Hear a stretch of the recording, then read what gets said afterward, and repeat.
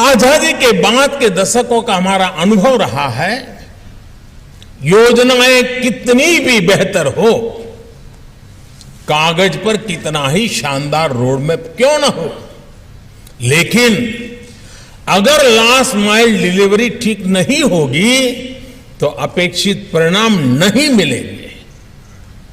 आप बड़ी भांति जानते हैं कि पहले के सिस्टम की ही देन थी कि देश में 4 करोड़ से ज्यादा फर्जी गैस कनेक्शन थे।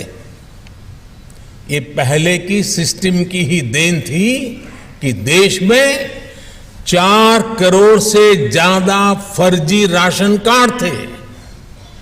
ये पहले की सिस्टम की ही देन थी कि देश में 1 करोड़ काल्पनिक महिलाओं और बच्चों को महिला और बाल विकास मंत्रालय की सहायता जा रही थी।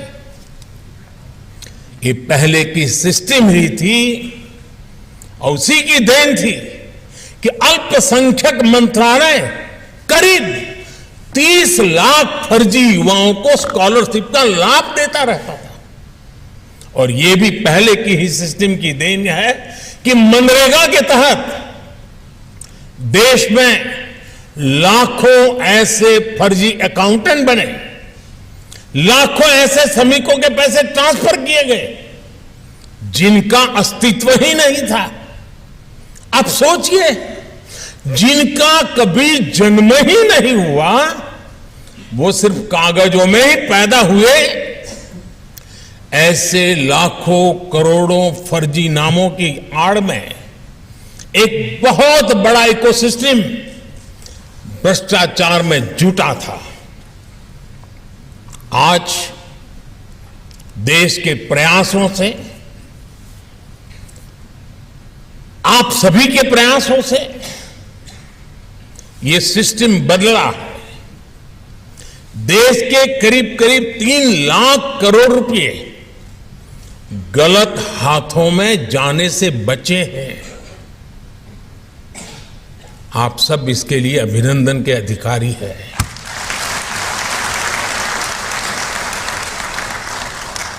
आज ये पैसे गरीबों की भलाई के काम आ रहे हैं, उनका जीवन आसान बना रहे हैं।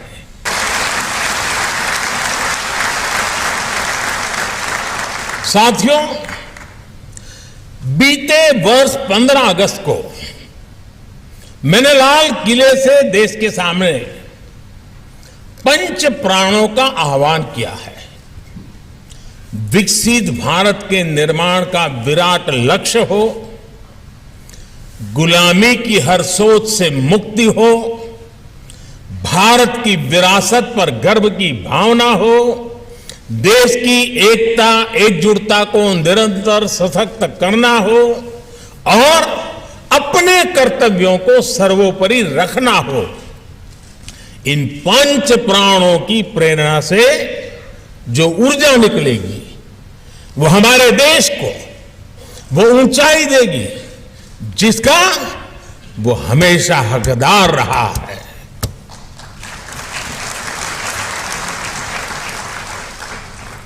मुझे देखकर भी अच्छा लगा कि आप सभी ने इस वर्ष सिविल सेवा दिवस की थीम का भी विकसित भारत रखी है।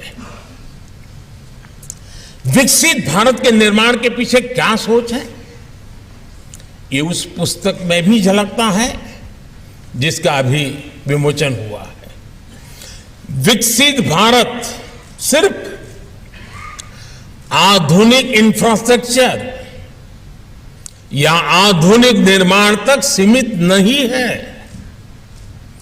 विकसित भारत के लिए आवश्यक है भारत का सरकारी सिस्टम हर देशवासी की आकांक्षाओं को सपोर्ट करे। विकसित भारत के लिए आवश्यक है भारत का हर सरकारी कर्मचारी देशवासियों के सपनों को सच करने में उनकी मदद करे। विकसित भारत के लिए आवश्यक है भारत में सिस्टम के साथ जो नेगेटिविटी बीते दशकों में जुड़ी थी वो पॉजिटिविटी में बदले, हमारा सिस्टम देशवासियों के सहायक के रूप में अपनी भूमिका को आगे बढ़ाए। साथियों, किसी भी लोकतंत्र में राजनीतिक दलों का बहुत महत्व होता ही है और यह आवश्यक भी है, और ये लोकतंत्र की ब्यूटी है। हर दल की अपनी विचारधारा होती है।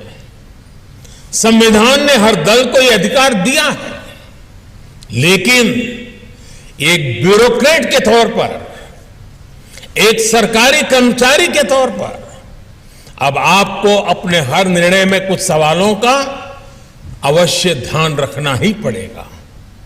जो राजनीतिक दल सत्ता में आया है वो टैक्स पेयर्स मनी का इस्तेमाल अपने दल के हित के लिए कर रहा है या देश के हित के लिए कर रहा है, उसका उपयोग कहां हो रहा है यह आप लोगों को देखना ही होगा। दोस्तों,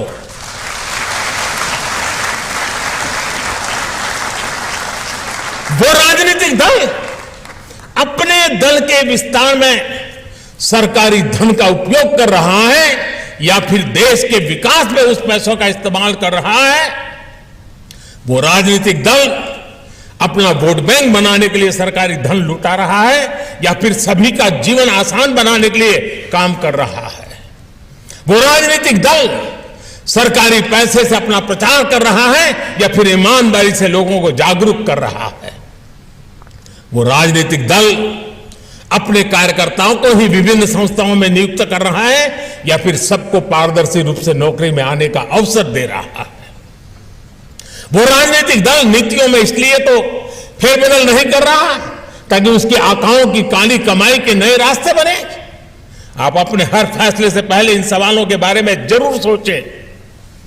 सरदार पटेल जिस ब्यूरोक्रेसी को स्टील फ्रेम ऑफ इंडिया कहा करते थे, उसी ब्यूरोक्रेसी को उनकी अपेक्षाओं पर भी खरा उतरना है, क्योंकि अब अगर ब्यूरोक्रेसी से चूक हुई तो देश का धन लूट जाएगा, टैक्स पेयर्स मनी तबाह हो जाएगा, देश के युवाओं के सपने चकनाचूर हो जाएंगे। देश को आजादी के इस अमृत काल तक लाने में उन अधिकारियों की बड़ी भूमिका रही जो 15, 20, 25 साल पहले इस सेवा में आए। अब आजादी के इस अमृत काल में उन युवा अधिकारियों की भूमिका सबसे बड़ी है जो अगले 15, 20, 25 साल इस सेवा में रहने वाले हैं। इसलिए मैं आज भारत के हर सिविल सेवा अधिकारी से यही कहूंगा कि आप बहुत भाग्यशाली हैं